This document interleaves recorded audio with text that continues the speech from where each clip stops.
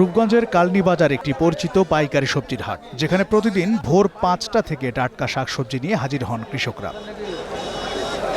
রাজধানী ঢাকা ছাড়াও নারায়ণগঞ্জ, গাজীপুর সহ আশপাশের বিভিন্ন এলাকার পাইকাররা এখানে ছুটে আসে পণ্য কিনতে। সরাসরি কৃষক থেকে কেনা যায় বলে এখানে দামও তুলনামূলক কম।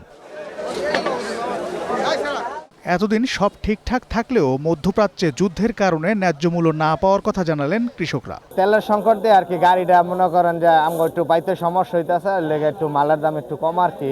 তেলের কারণে গাড়ি আয় না, আমরা যাইতে পারি না, তো মালের দাম অনেক দাম বেশি পড়তেছে। বেচা কিনা আমাদের সবজি দাম খুবই কম, পাইকার ঠিকমতো আসতে পারছে না, এই জন্য আমাদের অনেক অসুবিধা। রূপগঞ্জের ভূমি নির্বাহী ম্যাজিস্ট্রেট বললেন, সিন্ডিকেটের কারণে ন্যায্য মূল্য বঞ্চিত হচ্ছেন চাষিরা। বাজারটিতে মাঝে মধ্যে কিছু অভিযোগ আসে যে এখানে আড়তদাররা যারা আছেন সিন্ডিকেটের মাধ্যমে একটু উচ্চ মূল্য ওরা দাম হাঁকান। তো এই ব্যাপারগুলো আমরা অভিযোগ যেহেতু পেয়েছি, আমরা এক্সিকিউটিভ ম্যাজিস্ট্রেটরা আমরা অভিযান করব, আমরা দেখব যে আসলে এখানে অভিযোগের সত্যতা আছে কিনা। উপজেলা কৃষি অফিসার জানান, সবজি উৎপাদনে কৃষকদের সব ধরনের সহায়তা করা হচ্ছে।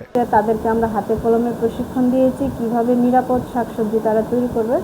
এখানে তারা নিরাপদভাবে শাকসবজি চাষাবাদ করছে। আমরা তাদেরকে প্রশিক্ষণের পাশাপাশি প্রণোদনা বাবদ তাদেরকে আমরা সবজির বীজ এবং বীজ সহায়তা করেছি।